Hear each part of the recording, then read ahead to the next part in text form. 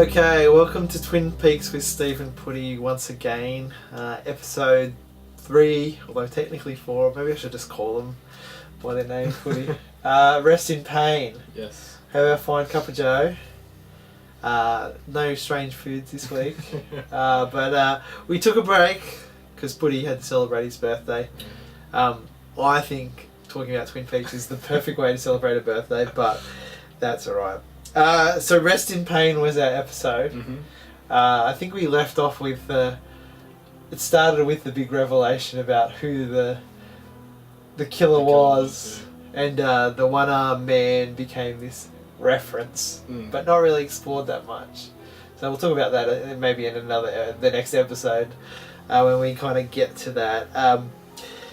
But we also had the big city FBI medical examiner Albert, who was possibly the most abrasive human being ever.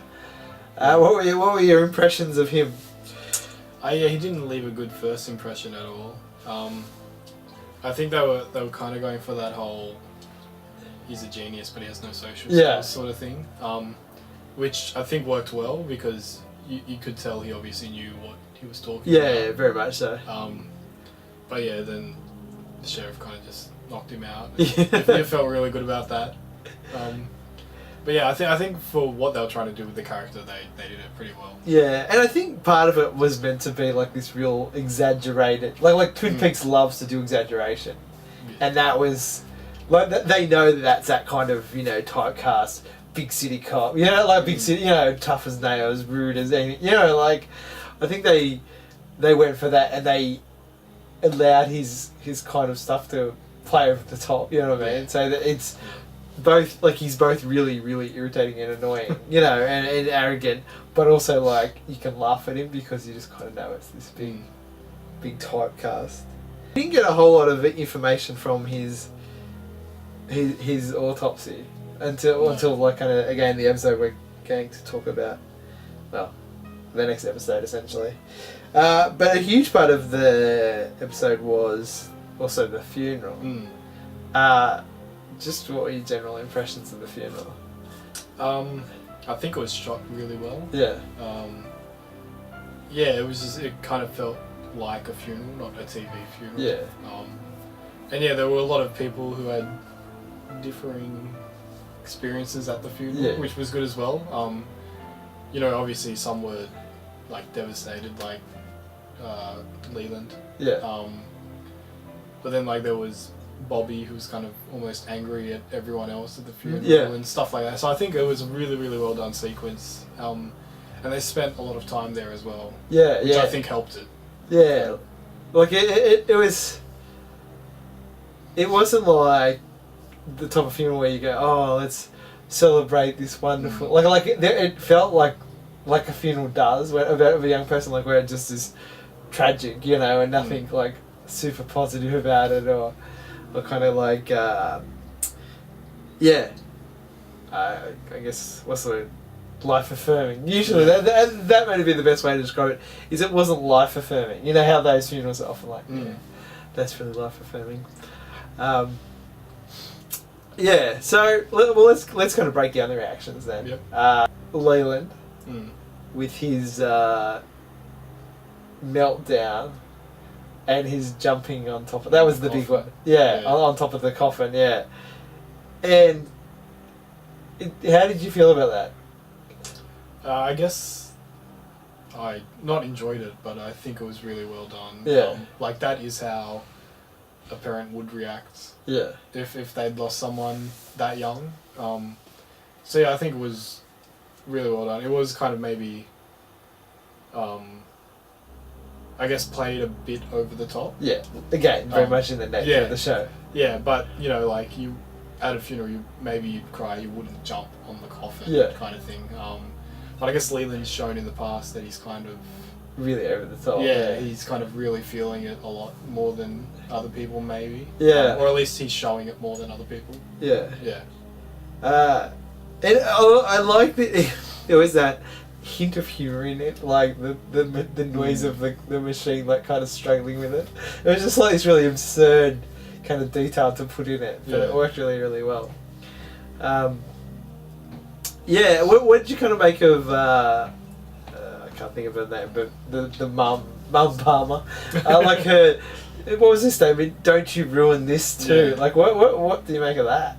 Yeah, I don't really know what to make of that because yeah, like I said before, I guess Leland's kind of showing his distress more than Mrs. Palmer.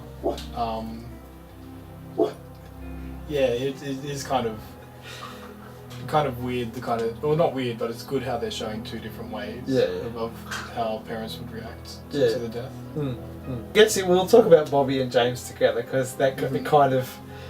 So Bobby gets this kind of lecture off his dad, which is just brilliant. His dad's that. I can't remember the actor's name, but he's always in stuff like this. Yeah, he looks familiar. And yeah, like he's trying to be like super helpful and give advice to Bobby, and he just doesn't take a bar of it. And then James shows up at the funeral. So first he accuses her of being a phony. Like all of them being phonies, and then James shows up and that just sets him off altogether, and there's that kind of brawl. Do you reckon?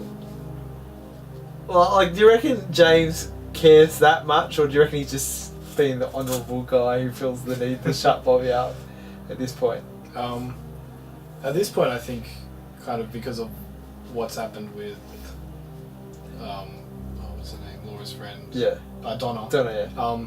Yeah, I feel like he's just kind of being the honourable guy. Yeah. Like, I feel like his uncle would have brought him up kind of on very good values. Yeah. And he's kind of feels like he has to kind of stand up for people who can't stand up for themselves. Yeah. And that's what he's doing at the funeral. Yeah. Absolutely. It's our final diner meeting after the funeral, where there was this very kind of ominous conversation between Truman and Hawk. Yeah. Hawk, yeah. About this. There's a group of them. Oh, and the uncle as well. Ed. Yeah, about this. How there was a group of people who have fought against the darkness, the evil that kind of lurks in Twin Peaks since like time immemorial. Not just these guys, and they're called the Bookhouse Boys, which just reminded like it just sounded like the Famous Five or the Secret Seven. It's like a game you'd make with your friends when you're a kid. And I just love that Cooper just embraces the Secret Society. He just loves it, and they even have their own little bookhouse kind of clubhouse type thing.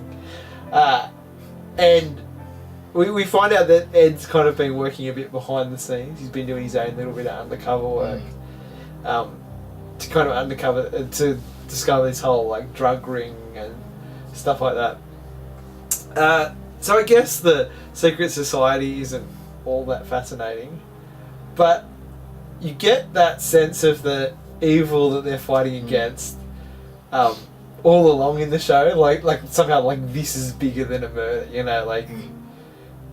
yeah, there seems to be a lot more of that, you reckon, like the darkness.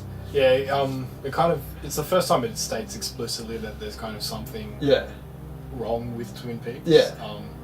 Like with the murder thing, they're saying like they said it was unusual for a small town for Laura to be murdered, and now you're kind of seeing that maybe it's not that unusual if you know Twin Peaks as a town. Which is very interesting that they're kind of bringing it up this early. Well, in the series. I guess it sets like what you're probably going. Well, what do we do after Laura Palmer's murder? And that's kind of that's where they kind of pick up that point. It's probably not as effective as like this straight murder mystery, but it's still kind of fascinating. While we took a gap from our break from Twin Peaks, welcome Twin Peaks, there was a bit of Twin Peaks news, and so maybe as it pops up, we might kind of discuss it as it kind of comes along.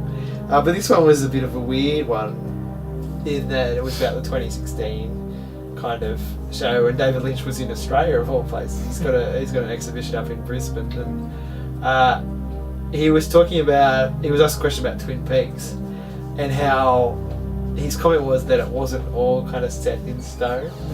Like despite the green light and the show being given a green light and all that kind of stuff.